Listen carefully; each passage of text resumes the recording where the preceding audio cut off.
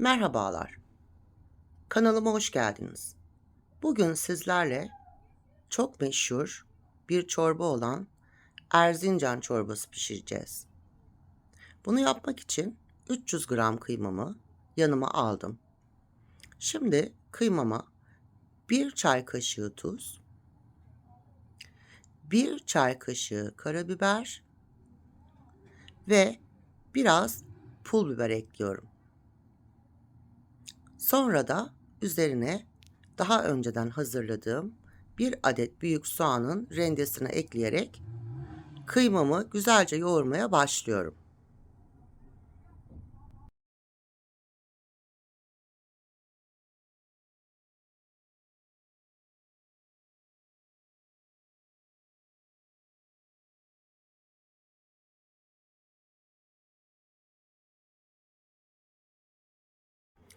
Evet, kıymam hazır. Şimdi yanıma bir kase suyumu ve un dolu kabımı aldım. Suyu almamın sebebi kıymalardan köfteleri hazırlarken köftelerin elime yapışmaması ve rahat oluşması. Evet, elimi ıslatarak küçük köfteler oluşturarak yuvarlak yuvarlak un dolu kabıma atıyorum. Tüm kıymam bitene kadar bu işlemi tekrar ediyorum. Arada un dolu kabımı sallayarak unun tüm köftelere bulaşmasını sağlıyorum. Evet, köftelerim hazır. Şimdi onları buzdolabına alıyorum. Çorbamın eriştelerini kendim açmak istediğim için temiz bir kaba 2 su bardağı un, 1 yumurta, 1 çay kaşığı tuz ve 1 su bardağının 3'te 2'sini kullanıyorum. Sizin ununuz daha fazla isterse sert bir un elde edeceğimiz için deneyerek siz de suyunuzu ekleyebilirsiniz. Ya da hazır erişte kullanabilirsiniz. Ben eriştelerimi açıyorum. Evet, hazırladığım sert hamuru ikiye bölüyorum. 2 ayrı beze oluşturuyorum. Bir tanesini temiz bir bezle kaldırıyorum daha sonra açmak için. Diğer hamurumu yavaş yavaş merdane ile açarak bir tepsi büyüklüğünde, çok büyük değil, ne kalın bir hamur olacak ne de ince bir hamur olacak. Bu şekilde hazırlayarak evet, gördüğünüz gibi işlemimi bitiriyorum. Diğer hamuru da açıp artık yufkalarımı hazırlayacağım. Bunun için tavama,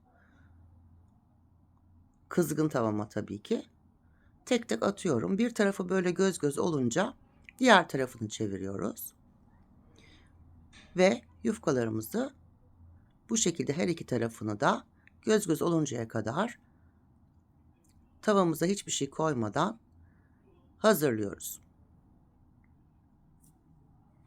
Evet, yufkalarımız hazır. Şimdi kesme bölümündeyiz. Elimizle kestiğimiz yufkaları diğerinin üstüne koyarak aynı uzunlukta olmalarını sağlamak için hazırlıyoruz ve tek tek minik minik kesiyoruz. Eriştelerimiz de bu şekilde hazır oluyor. Birazdan çorbamızın yapımına başlayacağız. Dediğim gibi siz dilerseniz tabii ki çok daha büyük rahatlık hazır erişte kullanabilirsiniz. 2 adet soğanı ince ince kıyıyorum.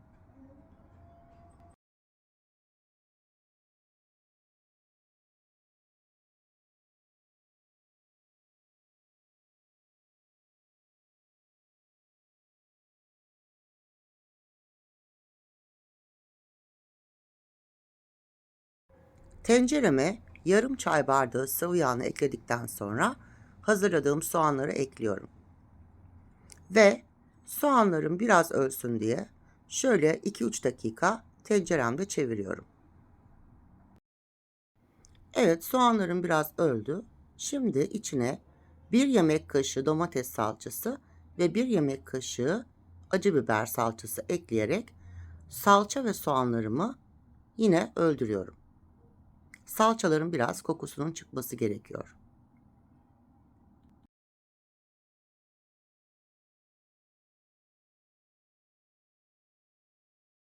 Salçalarım da ölünce ve kokusu çıkınca 9 su bardağı sıcak suyu ekliyorum.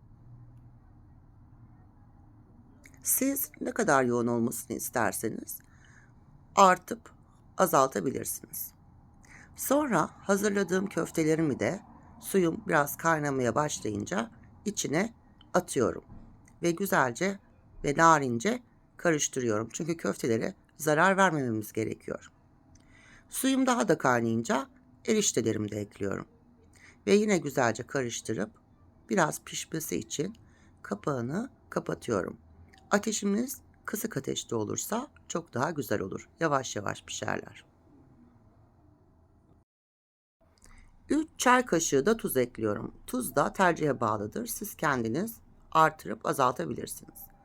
Ayrı bir kapta yarım kilo yoğurdu ve 3 adet sarımsak ezmesini karıştırıyorum. Çorbamın suyundan kepçeyle alarak yoğurdun eklediğimde kesilmemesi için hepsini birlikte güzelce karıştırıyorum. Bulamacım hazır hale geldiğinde yine karıştırarak yavaş yavaş çorbama yedirerek ekliyorum.